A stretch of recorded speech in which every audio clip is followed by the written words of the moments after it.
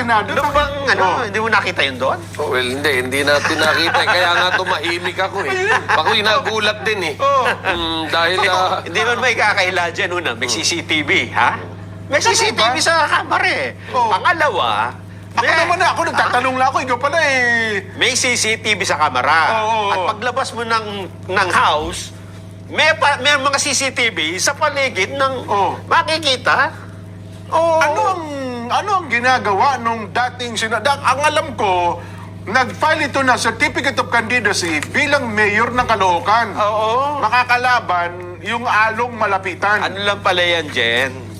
Batay dun sa impormasyon na nakarating sa akin, Okay. ito ay A1, ha? Hindi ewan, ha? Oo, A1 information to. A1.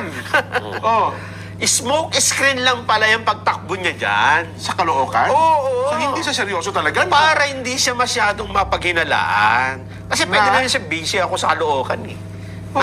Kumakampanya ako dyan eh. Oo. At siyempre, yan na rin ang way para, ito ang campaign donation namin sa'yo. Di ba? Ganon. Oo. Hindi, pero ang alam ko, ano ang papel anong magiging papel niya ba? Halimbawa, General Romeo Acop. Oo. Papayag ba yung Romeo Acop, isang kapitan, na didiktahan siya bilang isang retiradong general nung San Trillanes? Magkakakutsaba nga, Jen. Kasi Diba? kung gumagawa ng play ka mo Ganito, Jen. Oh. Sino ba ang bumuo at mayroong ipinail na kaso sa International Criminal Court? Yung grupo ni San Trillanes. Sino may mga dokumento noon at nakakaalam kung ano mga dapat na i-corroborate dun sa mga nandoon? Mapatibay yung reklamo niya. Kaya nga sabi ko noon pa, ito hindi ko pa alam yung kay Trillanes, ha? Oo. Kasi pinag-kumpara ko eh. Yung pong ipinail sa ICC Oo. at yung mga statement na lumilitaw ngayon, sabi ko hindi na bago. Oo. Nabasa ko na yan doon sa ipinail nila sa ICC. Oho. Binibigyan lang nila ng mga tao na nagsasalita. Ayun! Kasi nga, ang sabi ng DOJ, hindi kami magbibigay ng mga papeles sa inyo, ICC, sa mga reklamo na yan. Hindi kami makikipag-cooperate. Yes. Pero kung lumitaw sa Quadcom hearing, so pwede na nilang i-extract? Ganun ba ang play? Ando na. Pwede mo nang i-extract. Kaya pala ang statement kayon, maging sa Senado, Hindi sila magbibigay. hindi kami magbibigay ng anumang dokumento. Pwede naman kunin. Pero walang pumipigil sa inyo Bakit naman hindi, di ba? sapagkat public documents yan Oo. na kunin yung anumang nangyari sa pagdinig ng Senado at saka ng Quadcom. Eto pa, ang katunayan, Jen. Ha? Eto, ang katunayan. Disgrasya tayo nito. Eto pa, ha? Oh. Eto, lumabas ito kahapon lang. Oo. Ano bang petsa ngayon? Kanina lang, mag-aalauna, ha? Oo. Babasahin ko sa'yo, ha? Alauna, sige. Former Senator Antonio Sani Trillanes Deport on Wednesday, today yan, ha? Okay. Said the transcript of the Monday Senate hearing on the former administration's drug war Oh. has been sent to the International Criminal Court. Ano sabi niya?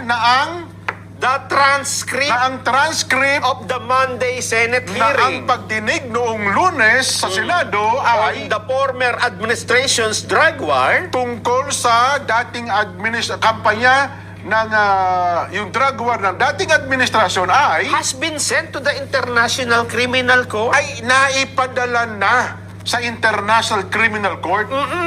Eto pa, dagdag, ha? Oh, That pertinent Quadcom transcripts Quadcom ito, ha?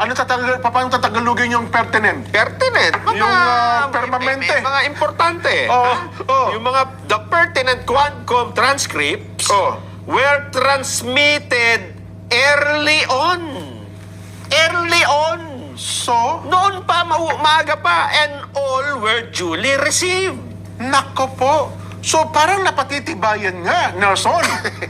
Ano ha? Yes, nga sinasabi ko. Kaya siya nandun dahil ito ang pinadala namin, ito yung kasong ipinail namin sa ICC. Nako. Ito yung mga kulang. Ito, Nako. walang magko-corroborate ito. O yan, Oho. si Karma, ilagay mo dito. Oh. Sino pa? O ikaw, dito ka. lahat nilagyan nila ng tao.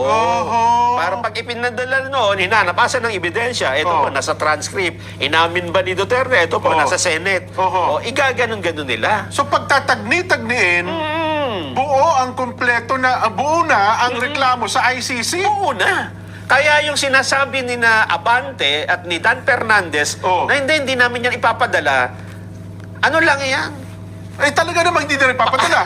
Kasi pwede mo nang i-extract. Dahil public document. Dahil public documents. Nakuha na. Naka-record sa YouTube at saka sa Facebook yan eh. Yes. So, paano kaagad nakukuha ni Antonio Trillanes ang transcript sa Quadcom dyan? Nako. Sabi niya, the pertinent Quadcom transcript were transmitted early on, noon pa, maaga pa, and were duly received. So, Kasi nga, nandun siya lagi.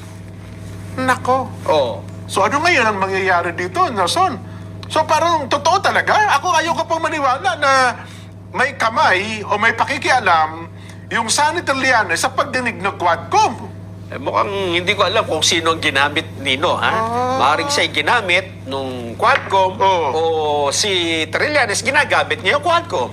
Ha? Hindi natin alam. Basta ang malinaw, naggagamitan sila. Ayun. Kung anong talaga sa hearing, kapag nag-hearing yung Quadcom, Ako ngayon natatanong ako kung Meron? Wala akong alam eh. ang sagot, meron po. Meron kang... Meron. Ako, yan, pasabog mo yan. Kami baka mahimatayin kami ni Kuya Benny dyan, ha? Hindi namin muna ilalabas. Mas maganda, umamin na muna sila. Diba? Aminin niya na muna. Na nandun Oo, talaga. at ipaliwanag niyo kung bakit nandyan. Oo. At kung ano ang partisipasyon. Ano ang diba? papel nung senator? Baka naman humihingi ng tulong kasi mga kampanya sa Caloocan kasi yung tatay nung kalaban niya, congressman eh. Di ba? Si Kong Oka Malapitan, di kaya? Kung ganun sana. Paano kung nilalapitan mo yung mga ihaharap na resource pa, tinitingnan mo yung supplemental affidavit nila. Di ba? Oo. Bakit mo pinapakialaman?